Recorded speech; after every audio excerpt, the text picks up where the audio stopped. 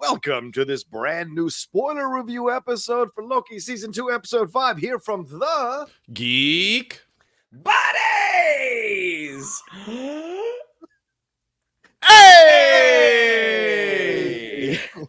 We hope Shannon will find his voice by the end of this review, but we are definitely excited to be jumping into this one. Science fiction. That's the name of this episode here, directed by Justin Benson and Aaron Moorhead, who make a couple of cameos. Those were the two guys that were breaking out of the prison with Casey there. And this one also written by Eric Martin and Michael Waldron. And I've seen a couple of reviews saying that this may be the greatest episode of Marvel television ever. And I've seen other people saying, I'm still trying to put this thing together, still trying to figure out what happened. I've seen Doctor Who comparisons. I've seen Jules Verne comparisons. I've seen all kinds of things across the board. But gentlemen, there is so much to talk about in this episode, the penultimate episode before we get to the finale next week. And a lot happened in this one. Before we jump into, though, we should introduce ourselves for anybody who might be new to our show. I am the outlaw John Rocha, writer, producer, and host here on the Geek Buddies. I am Michael Vogel. I'm a writer and producer of animated TV shows and movies. And this is Shannon McClung. I'm a television actor and an animation writer where you can see some of our current work right now on YouTube every weekend with the third season of Strawberry Shortcake, Berry in the Big City. And you've got a holiday special out that people should check out as well on Netflix. Yep. And what's the name of that one? You can currently go to Netflix and you can check out the first two seasons of Strawberry Shortcake, Berry in the Big City, as well as the fall special Strawberry Shortcake and the Beast of Berry Bog, and the winter special Strawberry Shortcake's Perfect Holiday. Two of these specials that are out of four. You will get a spring special and a summer special in early 2024. There you go. I love it. No, doesn't work. Oh, well, never mind. There we go. There we go. I got it eventually. All right. So you know, as you get older, it takes a little bit more time for it to come out. Yeah. Johnny was doing some timing slipping just now.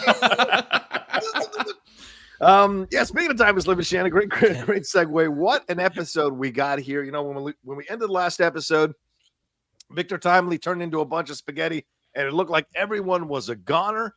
But we open with this episode. Loki has come out of this thing. He is time slipping again.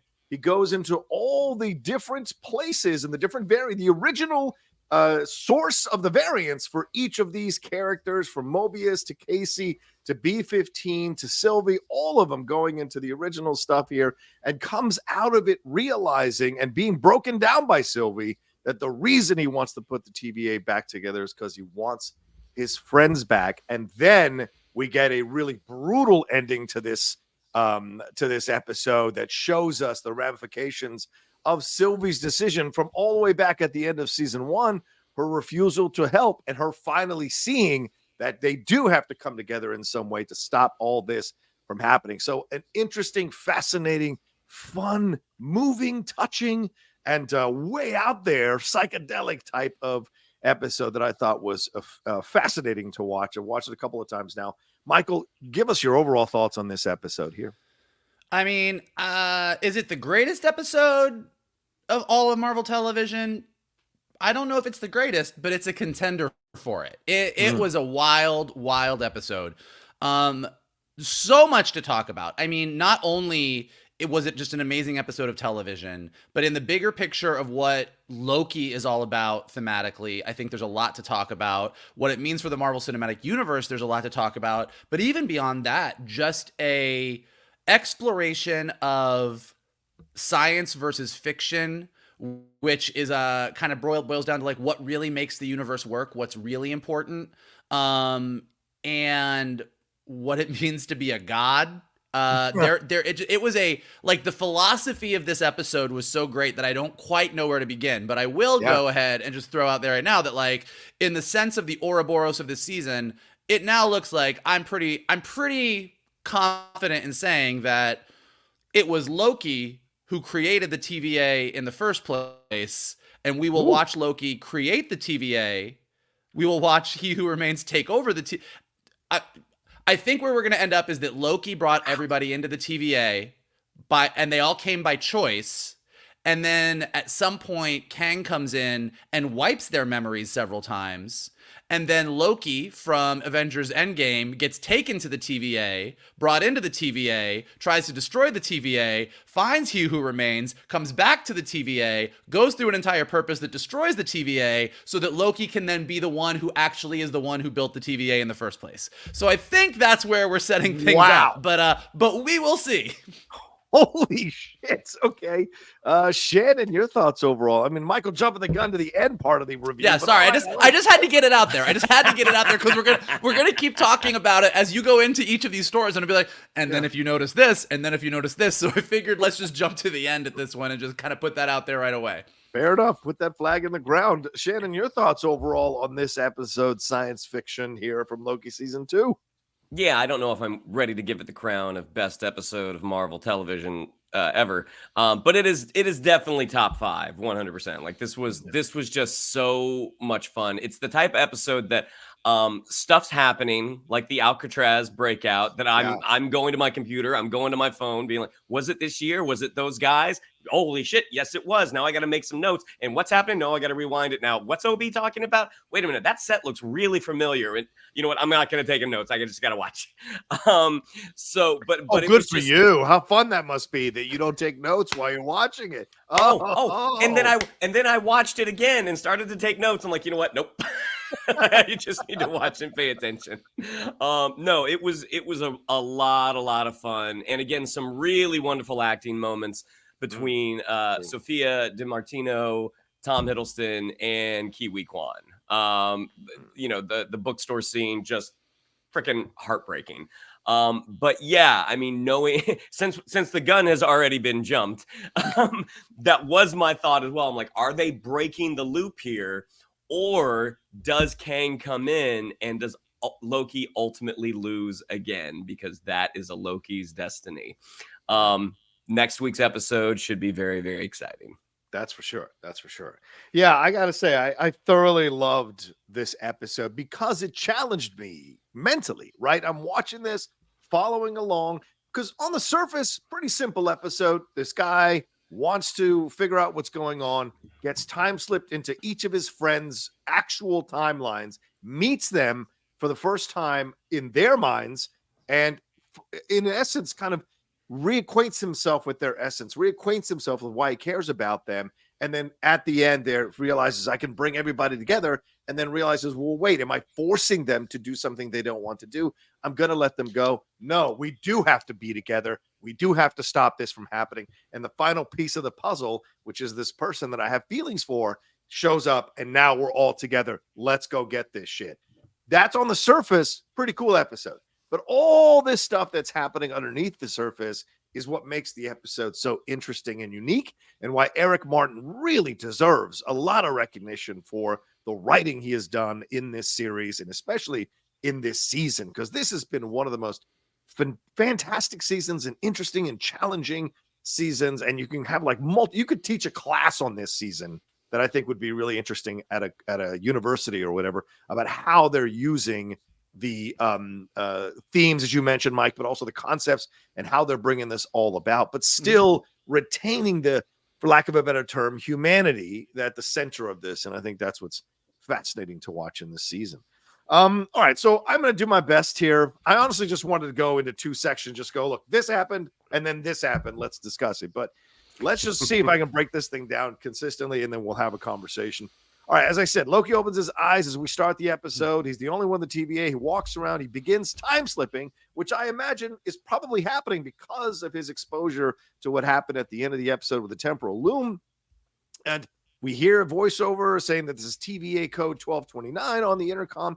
And then he time slips upon himself in the computer area, reading the TVA guidebook, then time slips upon himself, walking back into watching himself, looking at the TVA guidebook, which is the immediate beginning of the mind fucking all over this episode. And then everything starts to turn to spaghetti, and we see Miss Minutes, her random cameo in this episode, saying, "Thank you for your service." And then we cut to Casey leading a prison break out of Alcatraz in 1962. This is based on the actual Frank Martin, who led a prison break out of Alcatraz in 1962. And as I mentioned, the 2 other guys with him are the directors, Justin Benson and Aaron Moorhead. Loki pops in out of time slipping. He doesn't know. Frank doesn't know Loki, and then Loki time slips to the McDonald's, to Piranha Power Sports, to the Time Theater. So essentially, just giving us a little bit of a foreshadowing of what's going to happen. And then we cut to B15 being a doctor in 2012 New York. She's talking to a young patient. We see that she's empathetic and she cares and she's got this energy. So we're establishing Casey a little bit breaking of the rules. B15 is much more of an empathy. So you've got all these different components that are going to create the overall, or part of the overall group. He times ups in and out. We cut to Mobius simulating riding a jet ski in 2022 Cleveland, trying to sell it to a guy who wants a motorbike. We find out his real name is Dawn and that he has 2 kids who apparently he can't be bothered to come talk to on the phone.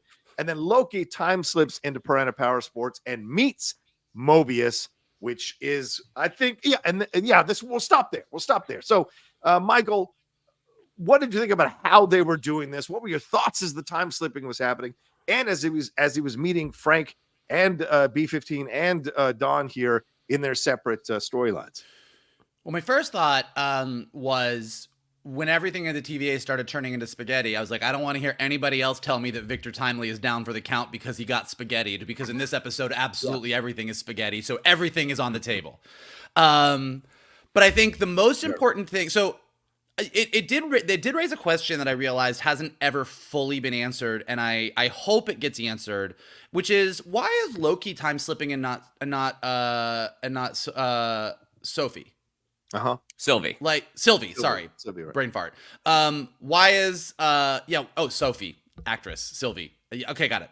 Why is Sylvie not time slipping and Loki did? What is it about Loki? Because they never, and I do think it's interesting that Loki and Sylvie are the two that have all of their memories. Every human got thrown back onto the timeline, but Loki and Sylvie, whether it's because they're gods, whether it is because they made it to the end of time, to him who remains, they both have the ability to retain their memories. They know what went down. They know what going on. But Loki's the only one that's having this time slipping problem. So that is an interesting thing to just sort of keep in mind as we're watching everything going on. The other thing that's interesting about this episode that's important for the end is that everything that happened with Loki in the premiere of this season, when he would time slip and go back in time, there were 2 Lokis. That Loki would go see himself. Loki is ultimately the one who pruned himself. In this, Loki sees himself reading the book. He disappears. He goes up to read the book. He sees the Loki that's about to disappear. So all of these things are looping, and that's very different than what he does at the end. So as far as his mastery of time looping and what he's able to do, just keep that on the table and keep that in mind. The Alcatraz stuff with Casey was great. It was just so well done. Them taking something that's true from history where we don't know what happened to these people and being like, well, this is why you don't know. Super fun. What's interesting about Casey, B15, Mobius, all of them is kind of what you said, John, is seeing what they were really like compared to what they became. Or what they ultimately became in B15's case. Whereas B15 was a doctor, made the Hippocratic Oath, do no harm, don't hurt people. When we first meet her in the TVA, she's a soldier, and she is pruning and by definition murdering billions of people. And then she goes to this place by the end where she's she wants to help people. She wants to save people. That element of her actual personality came back in. Casey, kind of a wild card because he's so different. Being a convict and a felon to the nerdy guy who's memorized the TVA handbook. It'll be interesting to see if we explore that more. And then poor Mobius, man, his life doesn't seem great. We talked, John, you talked a lot about the season. Obviously, look, we've been tracking freaking jet skis since season 1. And so we now know why he's been holding on to that jet ski thing. But his sort of reluctance to go check out his life on the timeline, his sort of not wanting to know, and then looking at the life he had, it doesn't look great. His kids have fucking bed sheets coming out of the windows. They're burning toys. He's barely got it going on. So I think that with each of them, and did we touch on OB as well? Not yet. No, we're just going to get to OB. We'll leave OB. But with each of them, it's just sort of interesting to see where their lives were, what we know of them in the TVA, and then ultimately leading to Loki's choice discussion with Sylvie, which is, well, what would you choose? And I think that's a really interesting thing, you know, this whole thing is about free will. Like Loki from season 1 has been about free will, choice. Do we have the choice? Can we choose? Like, so putting these characters in this kind of position is really interesting. Couple very specific Marvel things. B-15 is a doctor in New York in 2012. You know what else happens in New York in 2012? Avengers, right? Loki comes in and attacks the city with a bunch of Chitauri. So whether or not they're going to touch on that, or we're going to see B-15 choose to be there and then she instantly dies or ends up helping people, like putting someone in New York in 2012 is a very specific Marvel choice. Yeah. Similarly, Mobius and his kids are around in 2022, which means that they survived the snap. And it also means that if he does and if he doesn't have, he lost his wife, and it just made me wonder, did his wife leave him or did she get dusted? So just like little random things that if you're a super Marvel nerd, which a lot of us are, you know, it's just when you're making those choices, as specific as a choice as it is to put Casey in Alcatraz, putting those dates specifically in the Marvel timeline are also very specific choices. So just some interesting things that I noticed. Yeah, and it's the second time in the show, Shannon, where they used a real life thing, right? Like DB Cooper in season 1, which is what Loki was, and now you've got Frank Martin in season 2 here as leading this escape from Alcatraz. But Shannon, what are your thoughts on this as you see Loki time slipping into these 3 separate timelines with Mobius, with a B-15, and with Casey?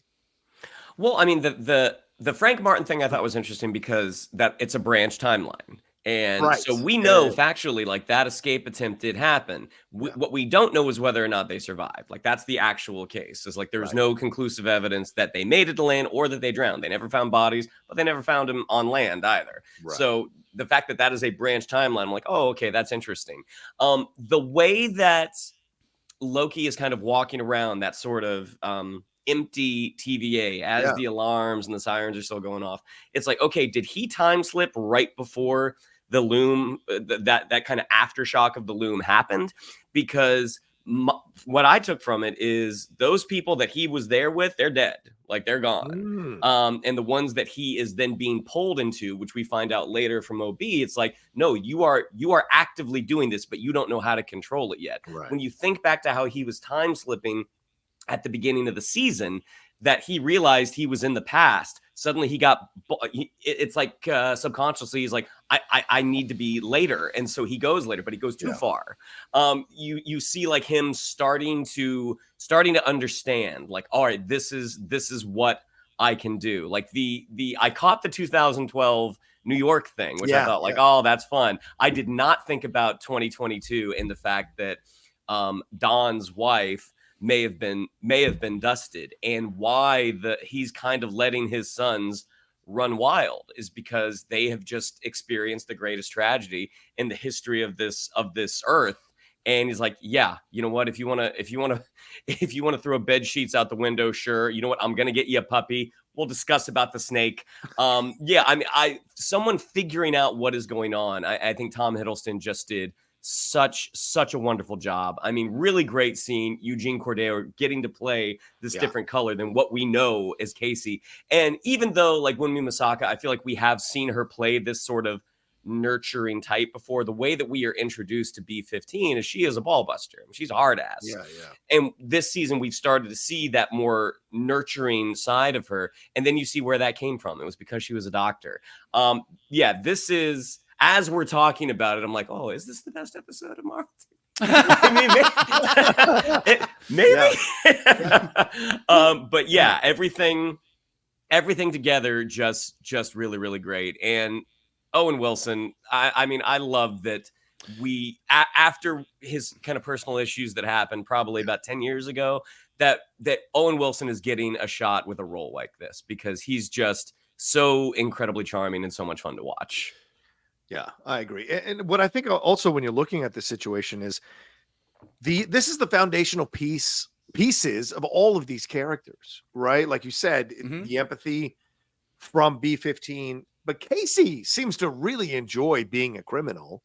And Don may not have the best life in dealing with all, but he does love his kids. And because as we find out in just a little bit, the one thing he's worried about is leaving his boys. He doesn't want to leave his boys. He doesn't want to leave his boys. So, like most dads will probably tell you, yeah, I look unhappy on the outside, but I actually am happy being a dad. It's just a lot of fucking work, you know? And so there may be a little bit more of happiness in each of their storylines, which may lead to what happens later when Loki feels guilty about what he's trying to do out of his selfish desire to bring everybody together. But I like that we get these more levels to these characters that we can now put in context as all this stuff is going to happen here, we imagine, in the finale. So really great stuff, and connecting all these things. And the dates, Mike, great point. I did not catch the 2022 either, and it was like, okay, wow, okay, but that makes sense. The wife gone and the way he talks about it could make sense as well.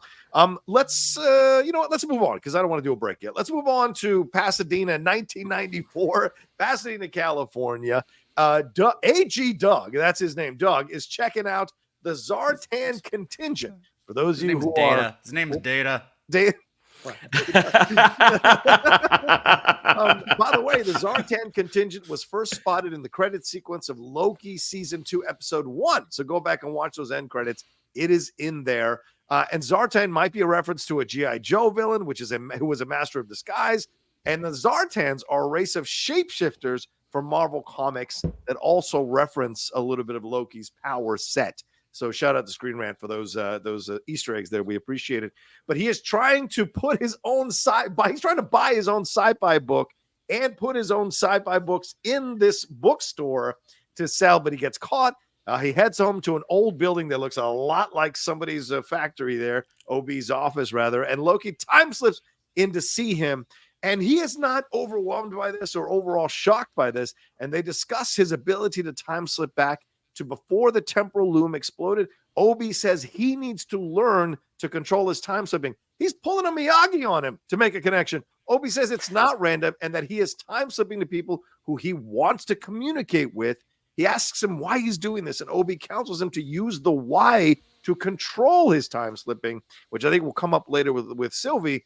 Loki struggles to time slip now in a very funny sequence that mirrors what happened in season 1 when he tried to use his powers in the TVA and nothing happened.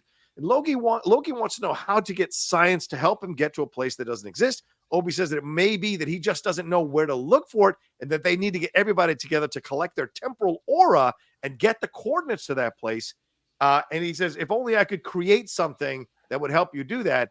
And Loki is like, I might have something here. Pulls out the TVA guidebook, gives it to Doug, aka OB there, to create the temporal pad.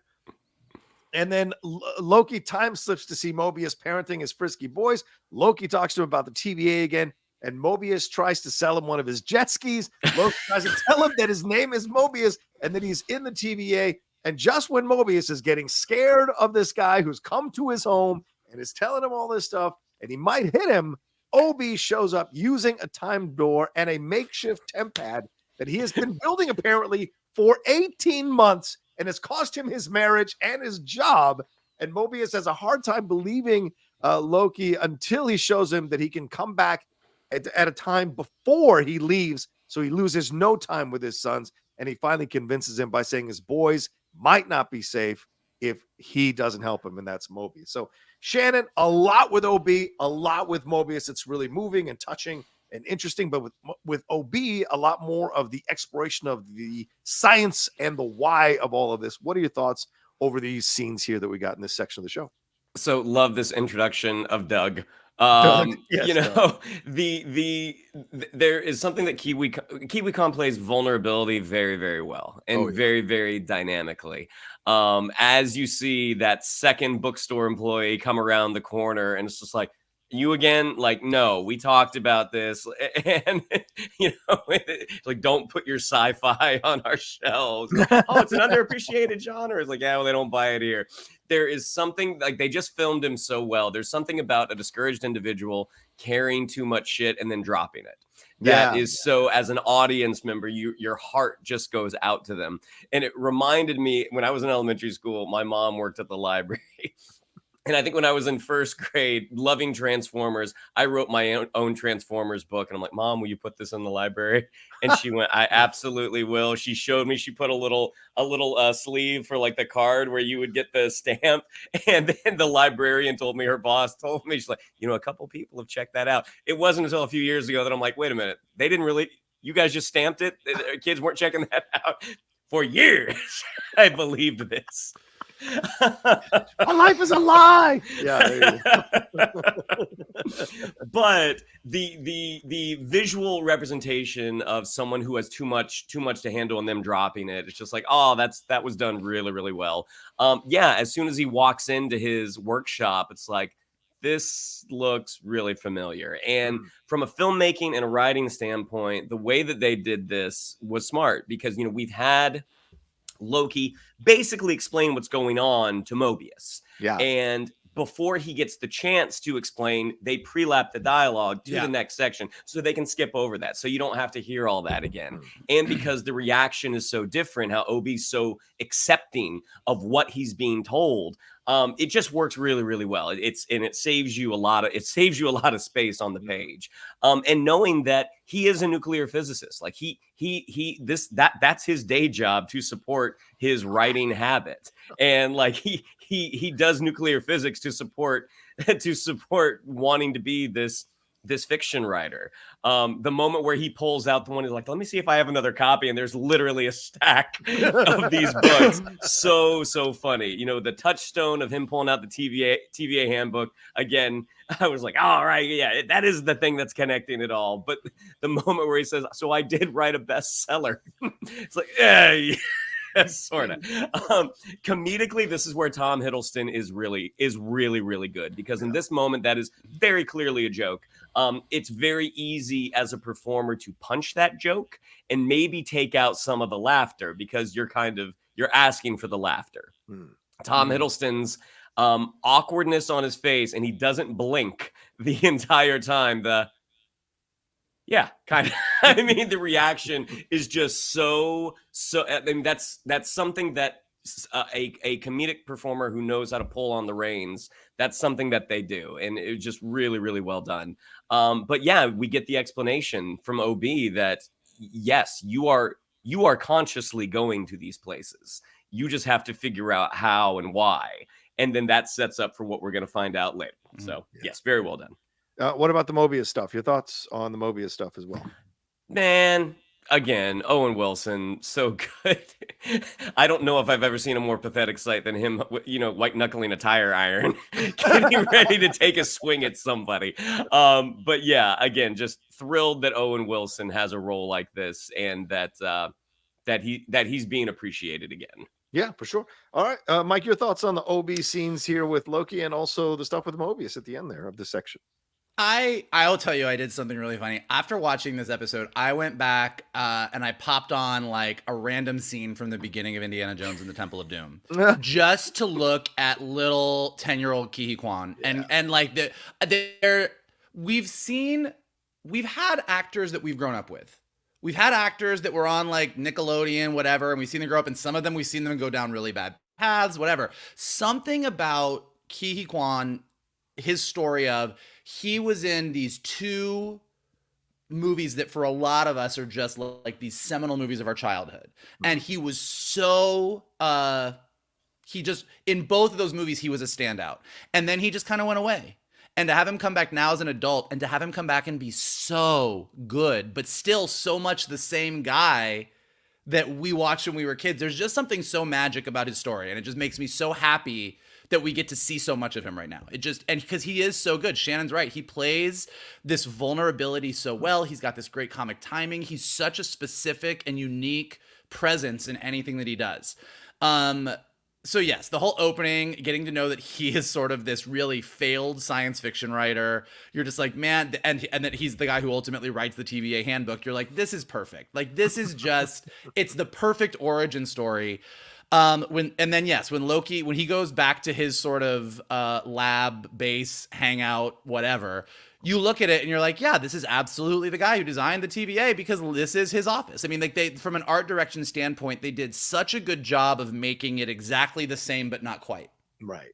And that's such an interesting way to, you know, it's like just the shapes, the broad strokes, it's exactly the same. The details are different, but even him having in 1996 that really old school computer that's reflective of all of the computers in the TVA, like every little detail of this, you were like, all right, got it. The fact that like Loki's like, oh, thank God it's you. Then finds out he is a fiction writer and is like, we're doomed. And then HUY QUAN's delivery of like, well, I mean, I also, you know particle physics and, but that's just like my stupid day job. And he's like, oh, God, thank you. Very funny, but also given the title of this episode and the conversation they're about to happen, it's interesting because Loki dismisses the fiction part of OB's personality and thinks that the science part is what he needs. And ultimately, at the end of this episode, it's not the science, it's the fiction. So like that gets into some really interesting stuff because as Shannon says, like the whole thing that Obi tells him is it's not random. You're clearly going to exactly the places you want to go. And when he says science is about the what and the how, but fiction is about the why. Yeah. That is like, this is getting into like the cosmic questions of the universe. Like science has answered, we all know about evolution. We know how we developed, but like, why humans? Why do we exist? Why do we do the things? And that, if you are a religious person, you're like, well, science doesn't answer that. Like there is some higher, like there's a why to all of this. Like there is a why that drives, the science explains what happened and how we work. Like we know like how our heart pumps and our brain fires electrons, but the why of it, that's the big mystery. And so for this show to start kind of like getting into that kind of stuff, I was like, oh, we in it now. We are in it. And then yes, the sports almanac of the Marvel Cinematic Universe, the TVA guidebook, we now have sort of two loops, two time loops with it because we watched Ravonna took the TVA handbook, gave it to a young Victor Timely on the sacred timeline, thus branching him off and creating Victor Timely as somebody who used the TVA handbook to get to a certain place, and that then OB was inspired by the work of Victor Timely to write the handbook, but then actually Victor Timely was inspired by OB. So there's that whole time loop. And now we have the Loki bringing the TVA guidebook to the guy who wrote the TVA guidebook so that he could build a time pad. So they're just getting into these like time loops over and over and over again. Yeah. And the whole thing was just great. Particularly the science versus fiction idea is an idea that I'm going to be thinking about for weeks to come. And then yes, on the Mobius side, Owen will, we talked a lot about HUY QUAN playing vulnerability really well, but Owen, a lot of times when you have an actor playing that role and when we're watching all the science fiction, fantasy, comic book, superhero stuff, you often have that thing where someone has to be faced with something that is unbelievable and they have to go, whoa, I don't believe this. But then we also need them to quickly get on board because we want to move on with the story. And Owen Wilson's just, I am talking to a crazy person in my garage into what the fuck is going on. Yeah. There is this great moment where after OB shows up and they're all off to the side and Owen Wilson is watching himself meet Loki and everything. And he looks at Tom Hiddleston and he just goes, "Are you my friend?"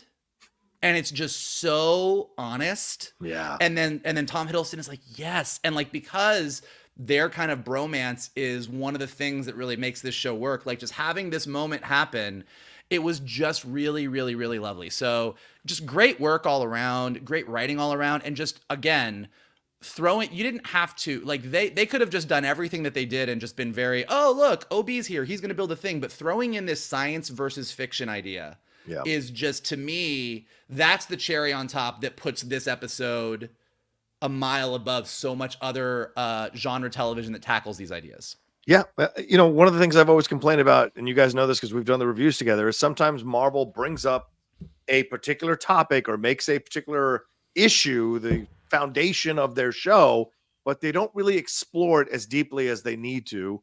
And in this, having that conversation between science and fiction, that's when you're in the right hands. They're exploring it, they're discussing it, they're fleshing it out, they're having the back and forth about it, which makes you as a viewer go, which side am I on this? What am I feeling? What am I connecting to and what they're talking about? Oh, I didn't see it that way. So I love that. It's again, intellectually challenging. That is fun to see in a show like this, especially in a situation like Marvel, and especially at this time when Marvel has taken so many hits to the body right now with some of their content. So yeah, I love this middle section so much. And again, I can't echo enough what you two already said about HUY QUAN.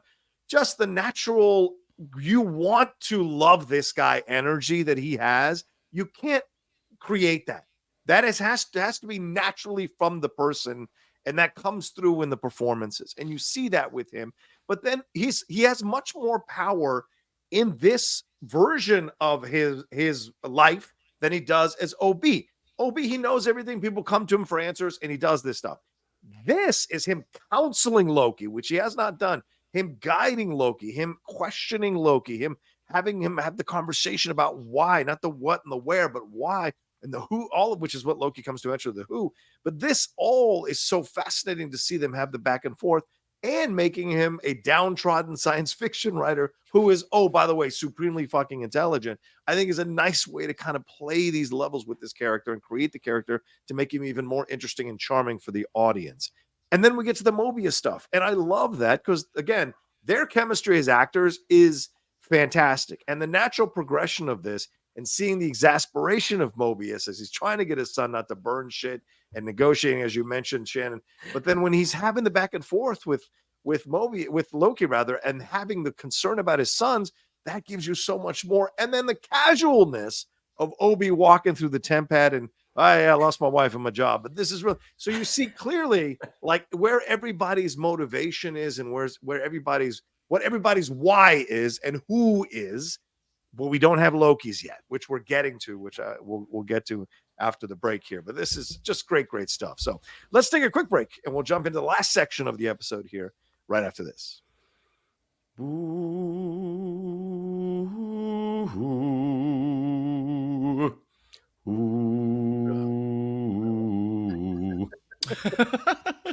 All right, so now because Loki has a mission to bring everybody together here to get their temporal aura, to get these coordinates in place, they head to B15 and they use the temp pad. They convince her. They head to KC on the beach after the prison's escape, and they convince him. So everyone ends up at Obi's place except for Sylvie. Loki realizes that and it's not an accident that she's the last one. And Loki probably knows he's got to have a hardcore conversation with her. He heads to Oklahoma. Sylvie's getting into her truck. She's at the McDonald's. She's still there. Sylvie knows it's him, though. She knows. She is very aware who she is and what's going on. She says, let's go get a drink after she sees him a time slip, which freaks her out. Great face on Sophia Di Martino when she sees him time slip.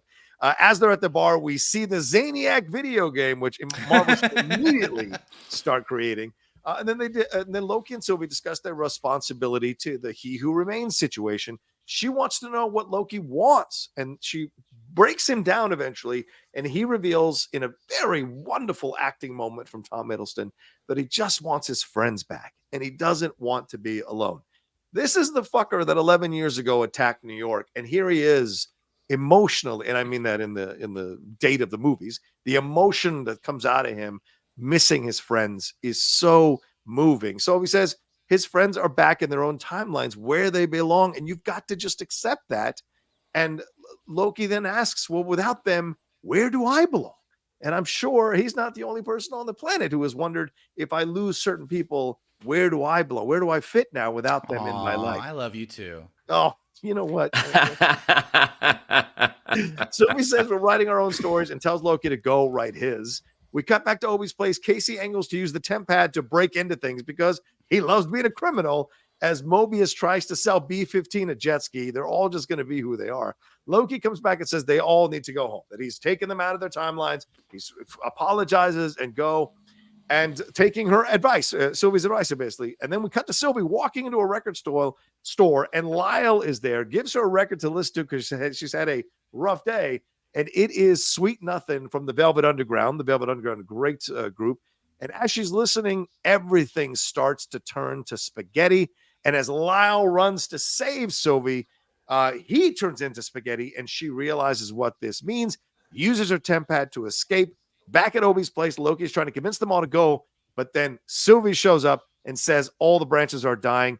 Loki says, we have to go back to stop the temporal loom from shutting down. They need to read the collective aura of everyone, but the temp pad is gone. Casey, Obi, Mobius, B-15, and Sylvie all of a sudden disappear in spaghetti. Loki, in desperation, tries to grab the strands of spaghetti, and finally, in utter pain, he yells out, and he realizes he can control the time slipping, and we jump back in time with him, and he tells OB that he can control his time slipping because he figured out it's not about when, where, or why, it's about who. And he says he can rewrite the story and takes himself back to the TVA just before Victor Timely walks out onto that platform and the episode ends. Mike, what an ending. What an incredible amount of scenes here, and what fantastic emotional conversations, but also philosophical conversations, and in the end, revelations here. What did you think about these final scenes of this episode? Well, first, when we kind of gather back at OB's place, the slow-mo shot of Casey stealing shit really got me. I don't know, like something about it. Like seeing everybody do their thing, but then Casey just being like, I'm going to take this right here. Just really, really well done. I also just with a little bit, like with some subtle lighting changes and some different angles, they do a really nice job of making OB's place when you first see it, obviously, as we said, you can tell that it is the real life version or the first version or whatever you want to call it of OB's office at the TVA. But as they get further in, you see like some more green on the walls. You see some stuff like it slowly looks more and more and more like his office, which I think is it's not like they're actually changing it physically, but just in certain little ways, they kind of do a good job of making it feel more like they're at the TVA, which I thought was really subtle, but really, really well done. All the little stuff. What is it that Mobius or Owen Wilson he goes, oh, you're like my name's Mobius, or that's my cool. That's my space name. That's my space name. That's my space name. Like, that's a cool name. It's cool. It's pretty cool. It's my space name. Yeah, again, so when he gets to Sylvie, just like I said earlier, the fact that Sylvie and Loki are the two that they're like, when she's like, yeah, of course I know you. Like, what are you talking about? Yes, I know everything that happened. You know everything that happened. Like, we're both Lokis. So the fact that they're the two, again, I don't know if they're ever going to fully answer that for us, or, you know, that's one of those things where it's like, if they answered it, I'd be fine with it. But given the fact that they're gods and given the fact that they went to the end of time, I'm kind of like, yeah, if these two are different, I'm fine with it. The conversation between the two of them, like you said, great. And Tom Hiddleston's sort of his acting on the breaking down of like, but what's really like, this was like therapy 101. My therapist has done this to me multiple times. Like, well, why does this matter to you? Well, it matters to me because I want to be successful. Well, but why do you want to be successful? Well, I want to, you know, because I want to make money, I want to do this. Well, but why? And you always get down to these like base emotions of like, because I don't want to be alone. I want to be secure. Like there's just certain base emotions. And so Loki getting down to, I want my friends. I could have told you that for cheaper, but anyway, yes, go keep going. I got a fucking list of things for you here that I'm going to tell you one day about yourself. So I keep it in my, Apple notes. I'll happily do couples therapy with you. I got no problem with that. What really struck me in this scene is it's not the first thing that Loki says in the Marvel Cinematic Universe, but it's pretty early on. And, you know, it's I'm Loki of Asgard and I am burdened with glorious purpose. And this entire show is about a guy who is broken down and has no purpose and needs to find a new one. Great point. Like just the arrogant Asgardian god of chaos who thought his purpose in life was to rule, gets to the TVA and is told your purpose in life is to lose, and gets to this point at a bar with an alternate version of himself and is faced with, my purpose is I don't want to be alone and I want my friends. Like there's, and like I said, who I think his purpose is now going to be like, I'm going to go build the TVA. But just like that watching this character arc, this journey for this, like who would have thought, honestly, even going back to the first Thor movie where you're like, I mean, Tom Hiddleston's a good actor. Loki, they didn't do as good as they did in the comics. He was a fine character, but like Marvel has a villain problem. To getting to Avengers where you're like, all right, you know what? Loki's pretty good. He's a good villain. Like, I really enjoy him. He's such a fun villain. To going to where we are now has been such a great journey, independent of where the show goes, independent of where the MCU goes. Even if the MCU falls on its fucking ass in the next 2 years, and we're all like, remember when? Loki's arc, chef's kiss. They did it. It's great.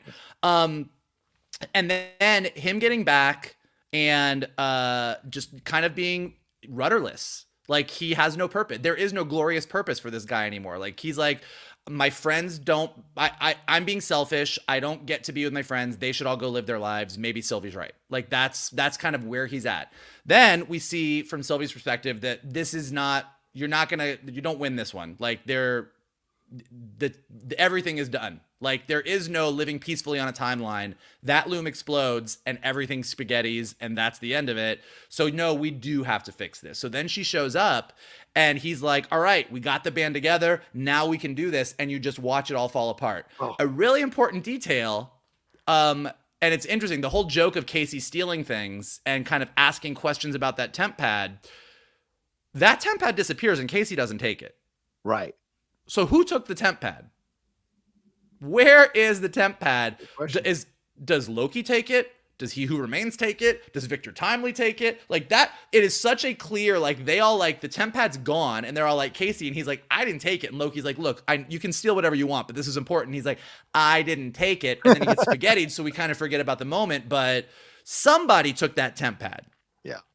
And then, yeah, just getting to the end of this whole like, the who is important. It's not the what, it's not the how, it's not the why, it's the who. That Loki's breaking, when Sylvie broke him down to, I want to be with my friends, that the key to his power and the key to everything is the who. And like John was saying, where we all have that, I think there's something very beautiful about the thing that makes all the power in the universe really work is the who. The most important thing, it doesn't matter how we got here. It doesn't matter what happened to bring humans to this point in history. The why is important to us. Like, why are we here? But the biggest, most important thing is who. It's the people that we're with. Yeah. And that just gets me, that is some friendship is magic shit right there. Like, I am 100% on board with that. And then, as I was saying earlier, the key here, once he masters this, like, he has that moment because we watch him sort of, he time slips and goes back to like moments before when Sylvie was like, right before Sylvie gets spaghettied when everyone else is gone. Then he time slips again to right when Sylvie comes in. But the key difference here is when he time slips, he doesn't time slip as a second Loki watching this all happen, which is what has happened up to this point. Right. He comes into a room and he sees himself reading the book and it's a time loop. He's not looping anymore. He goes back into his body and he is now in the moment and he is like, I can now, nothing is a foregone conclusion.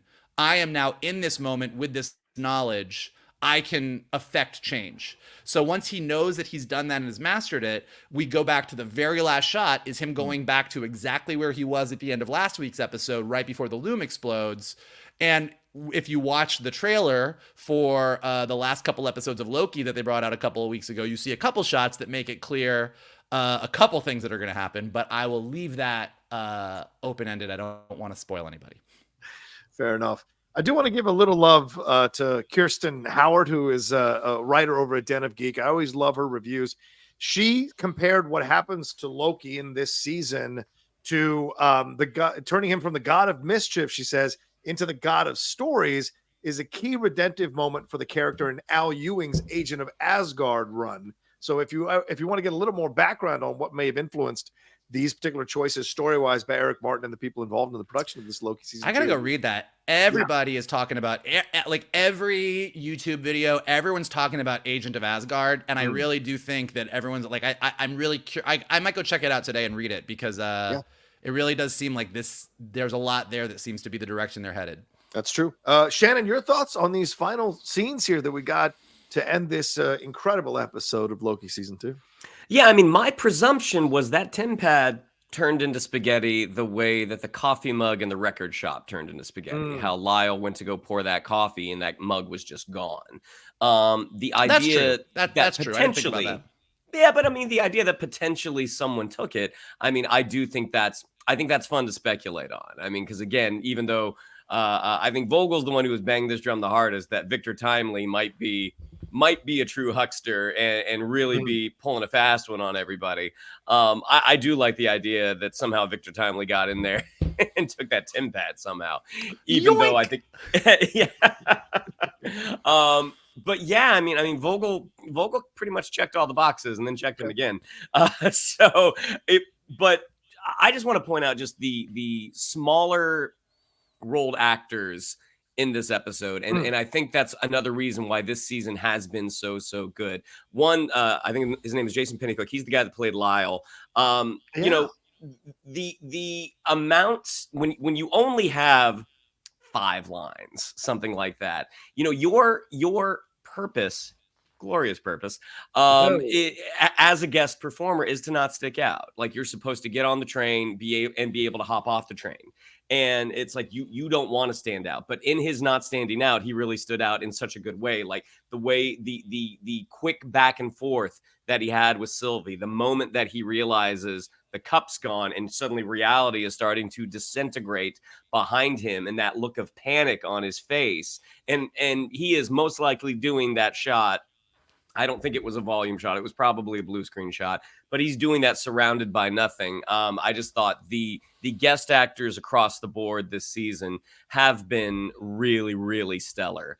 But yeah, I mean, knowing that when Loki went to go visit Sylvie, that this is not the Sylvie who witnessed the destruction of the loom. So more than likely what has happened is Loki time slipped. Everyone else, they're gone. Yeah. So that's why she was not of course she remembers everything because she is the Sylvie that got taken out by the TVA when she was a kid. Right. So of course she's going to have all of her memories. And it makes sense why she would and the rest of them wouldn't. Watching that moment where Loki is just kind of, as Vogel said, rudderless, kind of like, sorry, I was wrong. And Owen Wilson, his whole like, no, wait, you said this. Now you said my kids were in danger. Now they're not. I mean, the amount that all of these people, with the exception of HUY QUAN, who's already spent 18 months building a new TemPad, the amount of information that these people are having to take in, again, I think it really speaks to the level of talent that you're getting from Owen Wilson, from WUNMI MOSAKA, and from EUGENE CORDERO. And totally agree with Vogel. Watching him and his sticky fingers lift stuff in this, incredible workshop, it was just really fun. And what, again, even though, like, yes, we have seen the preview, so we do know a little bit of we know of some stuff that's going to pop up. But the thing that this show has done so well is keeping the audience guessing. Because even still, I'm kind of like, yeah, I still don't know. Yeah. I know of things that could potentially happen, right. But I really don't know what is going to happen. And I really don't know how it's going to affect the MCU going forward. Yeah.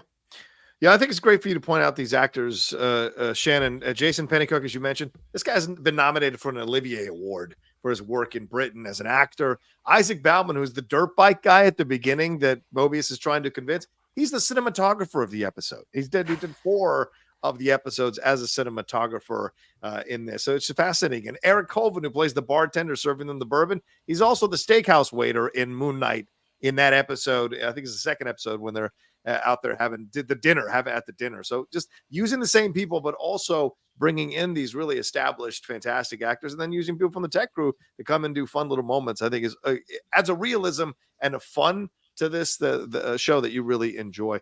I love these final scenes. Just great stuff in the conversations here. And the idea of the who. It's so important, the who, right? That's what moves you. And in the moment when everyone is disappearing, which was a great final twist, you hear voices, right? Renslayer, other voices coming in that have doubted him or questioned him. And as Michael mentioned earlier at the beginning of this review, Sylvie saying we're Lokis, we're meant to fail, we're meant to lose. That's our lot in life. So all these voices are running through, and then boom, he explodes. I think is an awesome moment of empowerment for this character of Loki. I've seen people give this character of Loki, the more toxic critics have been like, this isn't my Loki, not my Loki from what I know from the comics and all of that. But this is actually the Loki they started out with. And this, if you follow and map the progression, the emotional progression of Loki and the growth of his emotional intelligence as he's gone on his journey from the first Thor movie to now, it has all been about being recognized, being accepted, being loved. That's been the deal. Why was he mad at Odin? Because he preferred Thor over him, and he gave into his impulses to be the asshole kid, be the god of mischief, to try to destroy that, right? Eventually, piece by piece, you see that that Thor has to accept who Loki is in Ragnarok, when he's like, yeah, I know what you're going to do by now, and you're my brother. So he short circuits him and understands that that's acceptance in a way.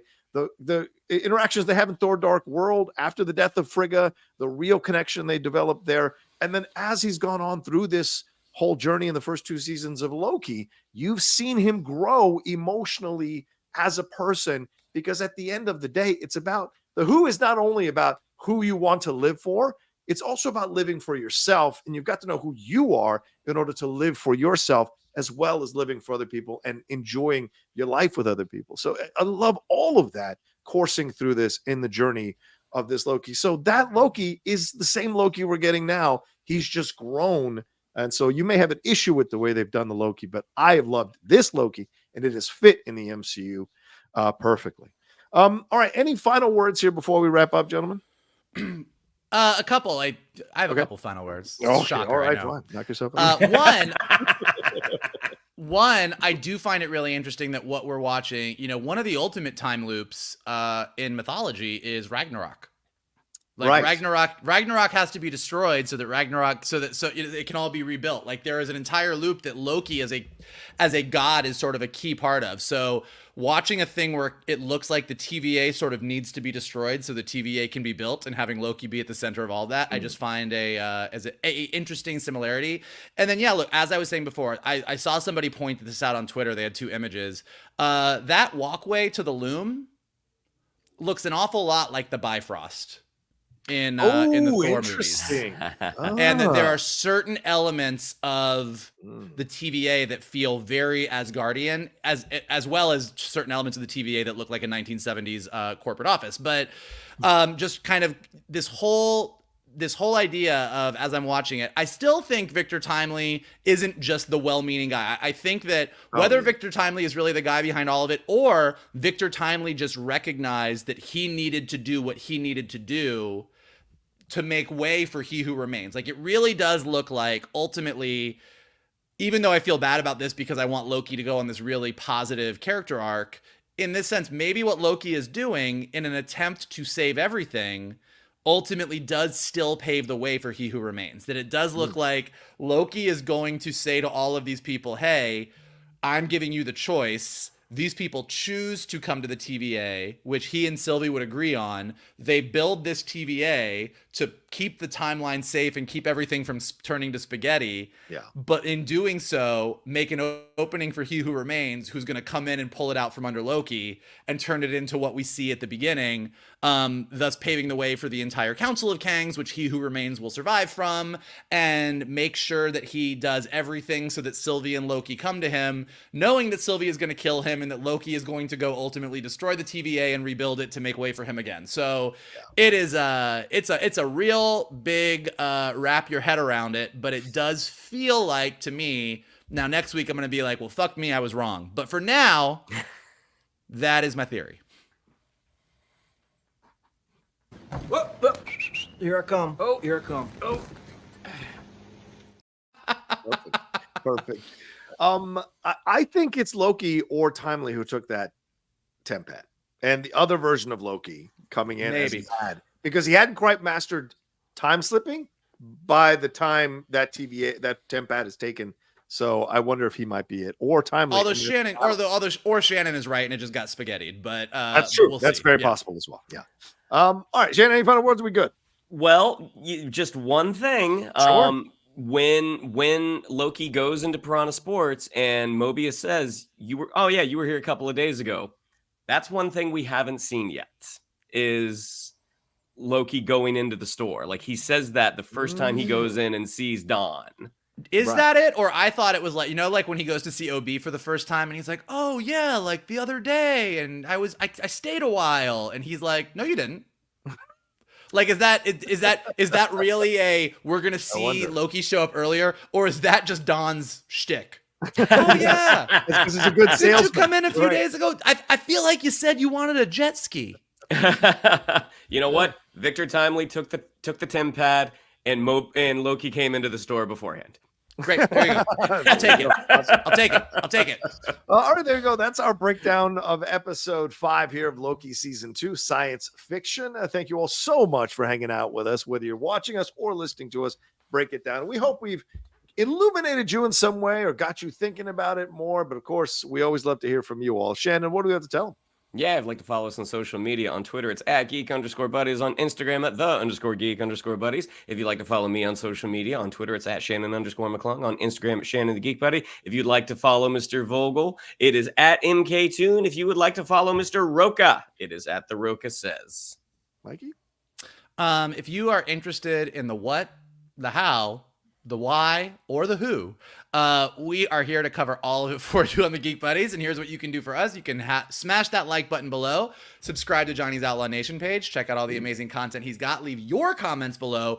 What did you think of this episode? Is it the best episode of Marvel television? Is it in the top 5, or did you not get it and you think it's garbage? Let us know below in the comments. Let us know what you thought. If you're listening to us on a podcast, go ahead and leave us some stars and some comments so we go up in the rankings and more people can find us. And as always, the best thing you can do is retweet this video, post it on your socials, send it to your friends, and tell them to hang out with your buddies, the Geek Buddies. There you go. All right, we've got a finale coming next week.